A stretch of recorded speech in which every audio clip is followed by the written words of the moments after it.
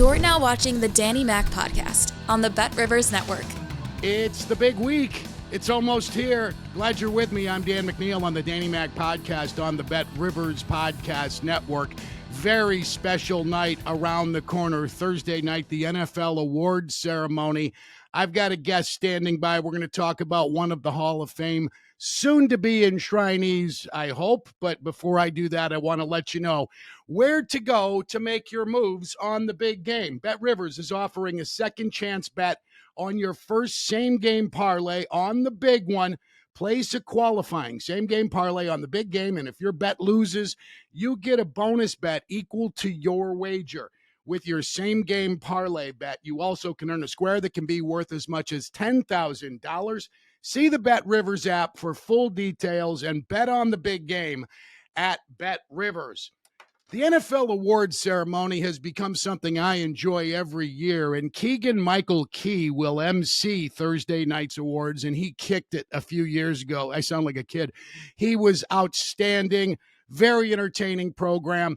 And when we get to the Hall of Fame announcement, Steve McMichael, a lot of Bears fans expecting him to get the call from the seniors committee, and his former teammate, one of the hitmen, Doug Plank, is joining me on this podcast today. One of the most physical players in Bears history and one of the easiest guys to talk to I've ever met. Plank, thanks for the time today. It's good to see you. You look great, and I'm expecting you to sound even better, man. Well, thank you. Thank you for all the kind comments. It's hard to keep walking and talking after you've had like maybe 30 concussions through your career. And, I've had 4 joint replacements, both knees, both shoulders. But if I had to do it all over again, as Steve McMichael has often said, I would do it in a second, because just the exhilaration of running onto fields, and there's anywhere between 60, 70, up to 100,000 people cheering you on. You literally can't even feel your feet touch the ground. You feel like you're on a mission floating across the field. And the exhilaration and the opportunity, and more than anything else that you mentioned, to get a chance to meet people that I never would have met in my life. Growing up in a town of 3,500 people in Pittsburgh, outside of Pittsburgh, I mean, I was, going to be very contained in terms of what I did and who I knew. And this NFL football and college football just created a whole opportunity for me. Your last 2 years with the Bears, Doug, were Steve McMichael's first 2 years with the Bears. And he didn't earn Buddy Ryan's affection very quickly. He didn't get a start until 83. What do you remember about young Mongo, the raw Steve McMichael, before he harnessed some of that wild man from Texas and became a great football player? I wouldn't even say it was raw. I would say it was real. That was the real Steve McMichael. When he was in meetings, he would make comments during the film. All the other players are quiet. They're sitting there. They're like mice. They don't make any noises, because Buddy Ryan is going through the film and ripping everybody for the jobs that they didn't do. And Steve's back there laughing and making comments like he's a broadcaster, like he's on a radio commenting on the game film. And finally, Buddy just said, "Hey, listen, what is going on with you?" I mean, he always took everything to the edge. I remember when he went into the weight room, most guys you start at, with light dumbbells, 25, 40 pound dumbbells. No, Steve gets the 200-pound dumbbells. He's throwing those things around.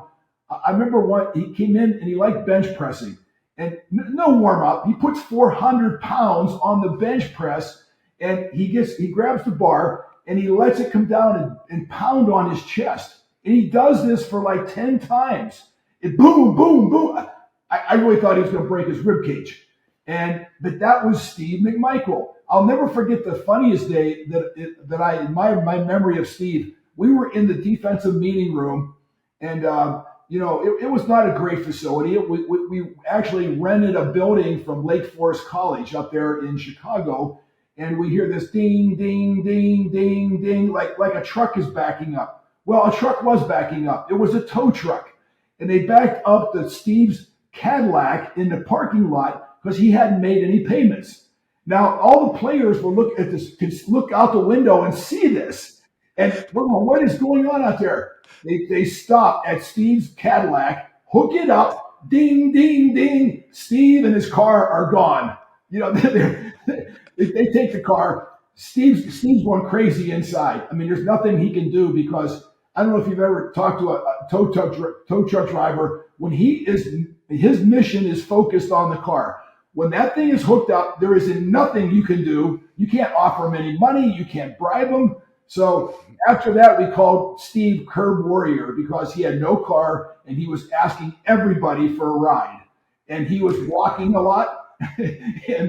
But he started showing what his capacity was. And it was the willingness to go through a game and have the last play of the game look like the first play of the game. Same effort. Same wild, crazy Steve McMichael. He would put his body at great risk. There's a lot of players now and in the past that made business decisions during the game. They didn't want to put their body in situations where they thought they might get hurt. They would slow down. They would do more of this grabby grab. Not Steve McMichael. This guy was one speed. You go down the dark alley at night, you want Steve McMichael next to you because this guy is going to sell out. Yeah, Gary Fensick told me back in October your secondary made 45 and 46, that there was no tougher son of a bitch on that 85 team than Steve McMichael. And we didn't start that conversation, Doug, by doing a tribute to Mongo. I buried it in the 85 stuff so he wouldn't be biased by what's gone on with Steve as he battles ALS. And he didn't think Steve McMichael, that's the guy you want next to you when the bullets are flying in the alley or on the field. The dude played in 200 plus NFL games. He started 171 games for the Bears. And, I've tried not to be a total homer when it comes to offering an opinion on halls of fame. So I've not until recently thought Mongo was a Hall of Famer. He had 95 sacks from the interior last summer. Richard Seymour, and there was one other cat, a local guy from Chicago Heights, played at Michigan for the 49ers, Bryant Young, who got into the Hall of Fame, and they were in the 50s, and they played on the edge. This guy is what the Pro Football Hall of Fame is all about, isn't he? Yeah, there's no doubt. I mean, for Mr. Blue Collar, like I said, having grown up in Pittsburgh, that's all I knew was blue collar football. Steve McMichael should be at the very front of that line. As I said, he came to work every single day. There was no like, oh, I got to take this week off, or no. In fact, he relished getting in front of players that were supposedly the best in the league. He couldn't wait until he saw the best in the league and what he could do to them. And again, he was one of a kind. All the players that I had met at Ohio State and Chicago Bears, there's nobody like Steve. I mean, you just knew that when you were in that huddle and you looked over at him and that glare in his eyes, you were going to get his best each and every play. Mm-hmm. I was obviously aware of your Buckeye-ness because in the mid-'70s, a guy named Archie Griffin helped me fall in love with college football. But I learned recently you did not earn Woody Hayes' love. Unless somebody got on your Wikipedia page, I saw something about only a handful of career starts. How does that happen, Doug Plank? Well, I'll say it starts the day you get there. The day we got there, all the freshmen, the new signings, went over to the stadium and they put on a helmet, a pair of shorts, a T-shirt, and shoes. And they took us out there on the field and started teaching us plays, defensive and offensive plays. At the time, they didn't know where to put me because I was a quarterback in high school and a defensive back on defense. So they put me over there on offense. And so I had a chance to run the ball a few times that first day.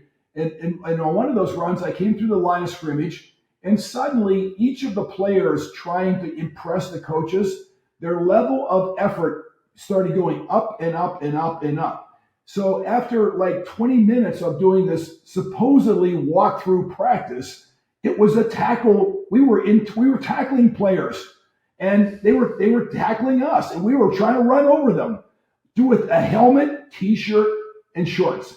Well, one guy came in. I didn't see him coming from the side, and he hit me in the side of the knee. And much like you see an alligator in those wildlife movies, the alligator bites onto something and then starts spinning like this.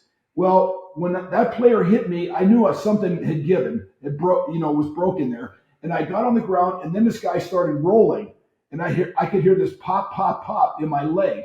Well, unbeknownst to me, I had partially torn a ligament. I tore all the cartilage. And my first day at Ohio State, I was in the hospital. My second day, I was operated on. So when I came back, that's the last thing I did all that year. That one day of practice.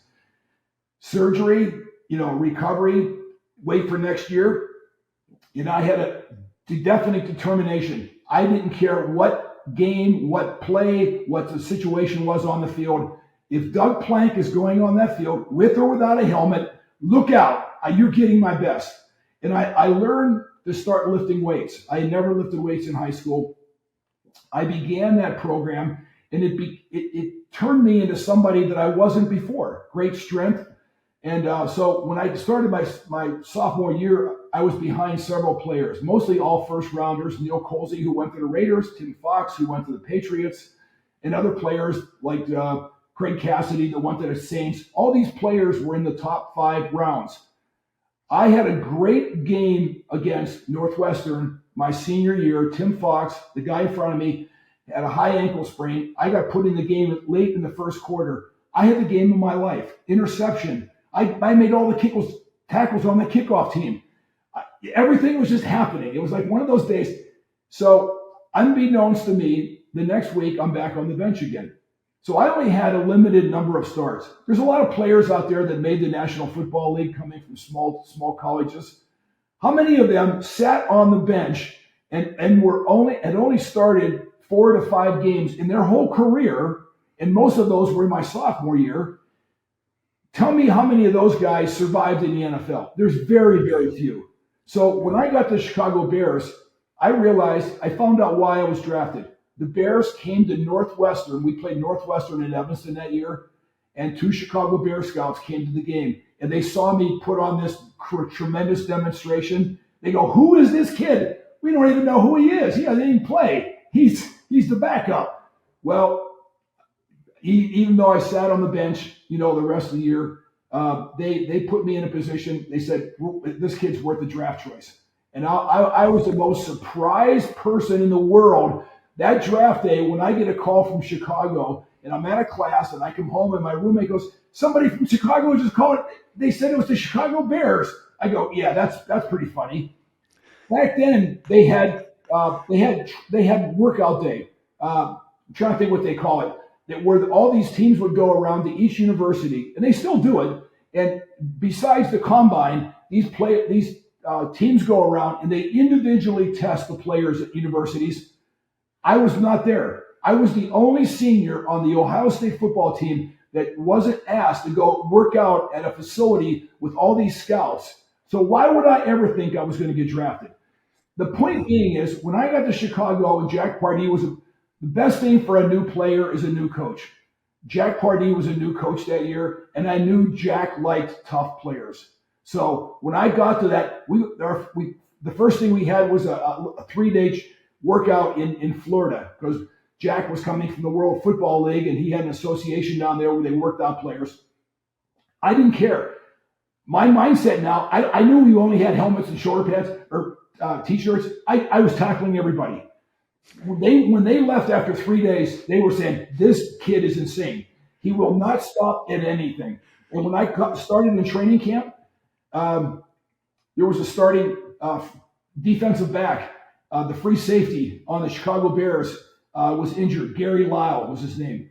And it looked like he was going to have surgery and not participate that year. They asked this group of new players, they go, "Has anybody in here played free safety?" I shot my hand up like this fast. I go, "Coach, that's the only thing I've done. I played free safety my whole life. I know you didn't have a lot of footage of it. I love free safety." That's how I became a free safety. Otherwise, I was playing corner. I played corner, a boundary corner they call it, because the hashes were real wide in college, and I played always on the short side of the field, or I played occasionally at strong safety, but never ever at free safety. So you can imagine, in between practices, I'm watching film on what a free safety does, and I self-taught myself that training camp. At the end of it, I was the starting free safety on the Chicago Bears and actually led the team in tackles that year, which had never been done by a rookie. Amazing. I had nothing but amazing experiences in my life. There are two things in your story about becoming a Bear that I feel obligated to comment on, some things that are just so Bears-like. Um, it's fortuitous for you and the Bears. They saw your best game as a collegiate in Evanston, because Hallis probably didn't have it in the budget to send anybody on an Amtrak to Columbus to watch Ohio State play. He was always saving nickels. And does anybody know how to play free safety? They've asked that up at Hallis Hall in recent years, it seems, but not so much lately, and I'll get to that in just a second. I want to ask you to talk just a little bit more about McMichael and that group that followed you. I always joked McMichael and Dan Hampton were Butch Cassidy and the Sundance Kid. They were attached at the hip. They were buddies. They remained so close. They did. And I tell these younger guys, Doug, because they ask, what is it about the 85 Bears or the Bear? Because the Bulls won 6 titles. The 85 Bears were the Rolling Stones in shoulder pads. They had as much color off the field as they had ferocity on it. And nothing ever could rival that in this city again. What did you think of that group, watching as a proud alum, a guy who made his living by taking no quarter and giving no quarter on the defensive side of the ball? They took Buddy Ryan's philosophy and multiplied it many, many times. When Buddy Ryan came in my 4th year in the league, Jack Pardee had just left, and Buddy sat down, I think, a couple practices and watched film, and he goes, "You're no free safety." He said, "I'm going to bring you up closer to the line." It took some time. When Buddy first came in, it was 78, 79. So we started occasionally running this thing he called the 46. He called it the 46 because I was the middle linebacker. So I'll never forget the day he put this on the board, and he goes through everybody's assignment. And I was the last one he detailed. He goes, and Doug Plank is going to be at the middle linebacker position. He's going to call all the line shifts and all the coverages. I mean, this was a tremendous responsibility. And you know what? And he said, he's going to tackle people, and we're going to deceive. And Buddy would do things like this. He would always try to identify the strongest and best linemen a lot of times on the other team. And he would take players like Steve McMichael, Dan Hampton, and if it was somebody that we knew we could take advantage of, instead of playing like left tackle like Dan did or Steve did, we would put that player right over top of that guard or tackle that was the weakest player on their team. And this was a mismatch at all costs. Dan and Steve or whoever was going to just beat the crap out of this guy. And that was the beginning of most defenses are read and react. No, we reacted and then we were reading. So everything was on the run. I started getting sacks. I started getting a chance to hit the quarterbacks, like on blitzes, and call plays and do things, that, really nobody else had done before. And they didn't know how to judge it. And every week, Buddy would come in and he would put all the plays that the other team ran in up to that point in time in the season. Might be 3 games, 4 games, 5 games, whatever. Buddy would then put a defense next to it that he wanted to play. And they always lined up in certain formations, which plays they were going to run. So I had to know and Gary made all the calls in the secondary. He was behind me. And we had to memorize this thing so that him and I went into each game, and we had this whole game plan whenever they got in a certain coverage or a certain formation on a certain down at a certain place on the field, we would call the defense and the coverage to match what they were going to do. That's why this had to scare the crap out of them.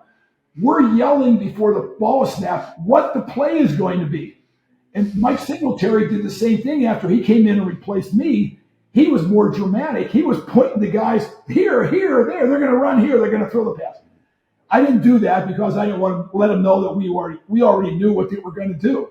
And something like that, though, when you get something that catches on and it's aggressive and it's defensively minded, going back to the huddle was like a playground technique, experience. We would go back there laughing and high-fiving each other in their huddle because we were destroying the offense, not just stopping them, intimidating them, knocking them down, more physical. I mean, I've never seen that many quarterbacks get thrown to the ground, and they didn't know what was going on. You could hear them talking on the line of scrimmage as the play was getting ready to get. They didn't have any idea how to block this or anything because we were shifting left, shifting right.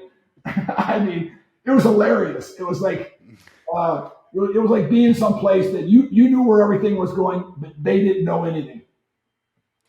You estimated 30 concussions.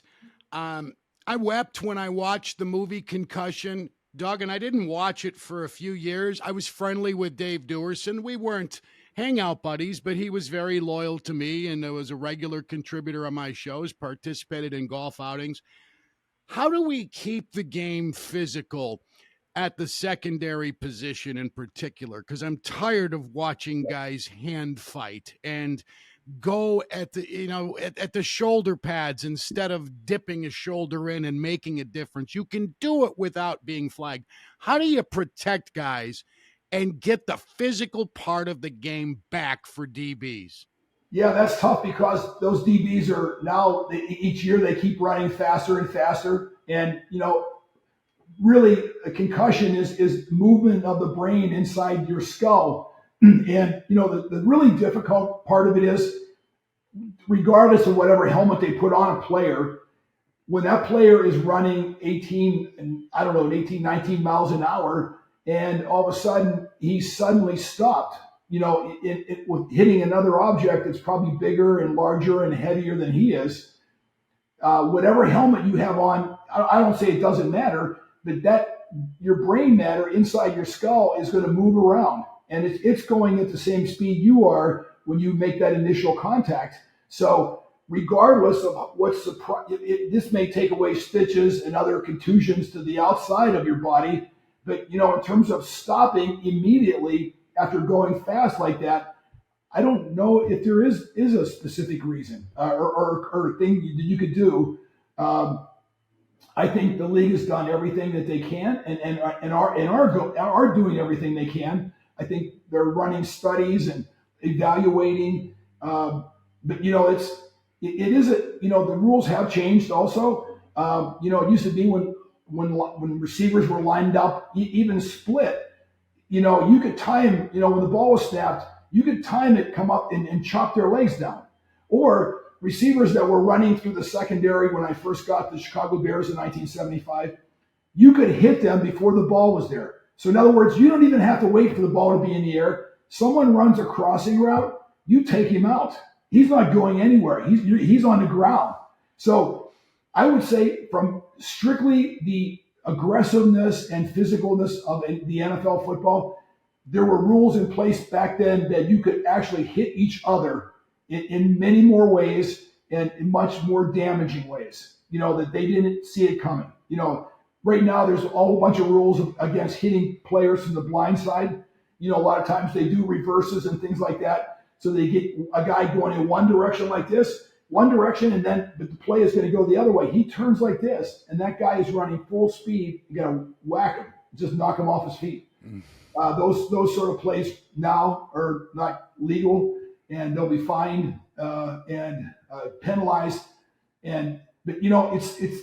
I mean, I still think it's a very, very tough sport.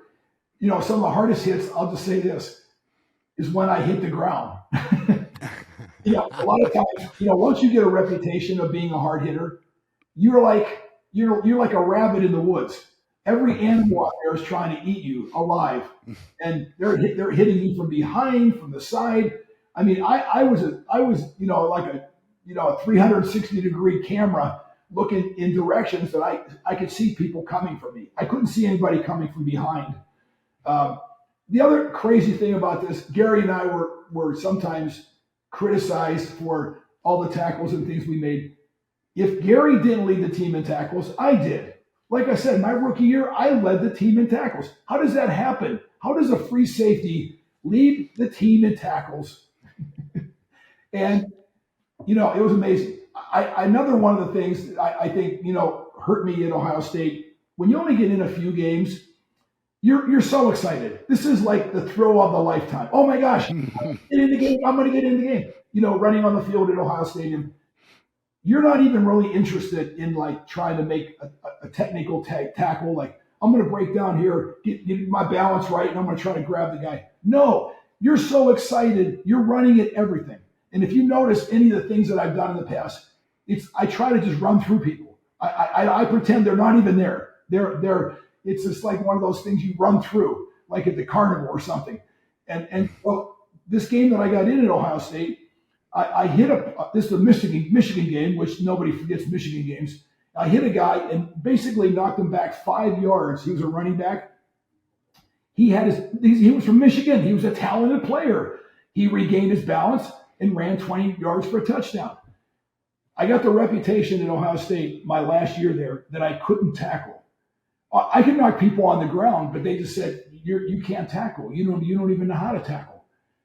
I thought it was ironic that 1 year later, I get drafted by the Bears and lead the team in tackles. So, yeah. Fundamentals my ass. Watch this guy go on the ground. Doug, last thing I want to ask you about, and man, I could spend all afternoon doing this. Just so many other things I'd like to talk with you about, but I want to ask you about your continued popularity in Chicago. And admittedly, this is a selfish question because I've worked for people who weren't as smart as I am or was at the time. You probably have too. And I had a radio station's program director in 1993 tell me, why would we want Doug Plank on the radio when the Bulls are playing the Phoenix Suns? Ron wasn't from Chicago. He had a news background. He didn't know everything he should have known to be in his position. I said, well, ask Doug Plank about the Bulls and Suns. He lives in Phoenix. He's willing to drive by. Yes. He's pretty popular with people who know the Bears, and there are a few in this town. And I saved a picture back before we took pictures on our phones when we had those gas station. Yes. I'm very fat in this photo. I look like Chris Farley. I lost a lot of weight after that. But that's Doug doing 30 minutes of great radio with us in Phoenix. And today, the super fan at Soldier Field wears a 46 freaking jersey. This guy last played for the Bears when Ronald Reagan was in office. That has got to make you feel better than any award that could be bestowed upon you, is that you still have a place in the hearts of Chicago Bears fans. You know what? I think I grew up loving to watch the Bears, and I'm from Pittsburgh, so I watched the Steelers. Two teams that were not very successful in the 60s, great defenses. They beat up on the offense. No team wanted to play the Pittsburgh Steelers. Maybe not because they couldn't win. It's because physically, I loved watching Dick. So when I got there, I said, listen, I have a duty to be here and play a certain way. I'm not going to go out here and play, I'm going to grab you and maybe we can do a dance on the way down to the ground. No, my memory was of Dick Butkus throwing people to the ground in all sorts of manners and ways. And I try to do exactly the same thing because I knew there was somewhere out in that crowd, the Chicago Bear fans wanted to see that kind of football. And that was me. I always try to be the nicest guy off the field, but you know what? You have to have two faces. You have to have the capacity to, once you hit that field, there is a huge change in you, in your context, in your attitude. And I'm not saying I was trying to hurt anybody. I was just trying to hit everybody as hard as I could. If pain and injury came from that, look at myself. The concussions, the replacement of joints, shoulders, knees. I didn't complain. I had already gotten over the pain threshold. That, like I said, there were so many people that I ran into. They talk a good battle, but when they get out there on the field, when you walk on that field, you realize this is different turf. This isn't just we're going to play a game. You're looking across the field. After some of the games my rookie year, I would have former Ohio State players come up to me and go, "Doug, I thought we were friends. Why did you hit me like that?" I said, "Because if I don't hit you like that, I am going to get fired. I'm going to get cut." I said, "I won't even be on this team. I'm a 12th rounder trying to hang on with my fingernails. And I will do anything it takes to hit anybody as hard as I can and continue and maintain the Chicago Bear legend." Doug, thank you for the memories for all Bears fans listening and watching, and thanks for the time today. It's been a treat. Good luck to Mongo Thursday night, and good luck to you, man. Yes, thank you. I wish the best for Steve because, those players and those teammates don't come along very often. That's Doug Plank, 8 years in a Bears uniform, every damn one of them memorable. I'm Danny Mac, and that's going to conclude this edition of the Mac Podcast. Thanking my producer, Sam Michael, Adam Delavitt, Baby Capone, who runs the show, everybody on the staff, Troy Mocker, Randy Merkin, and Alex Pastor. Lots on Super Bowl 58 when we get together tomorrow, right here on the Bet Rivers Podcast Network. Thanks for watching.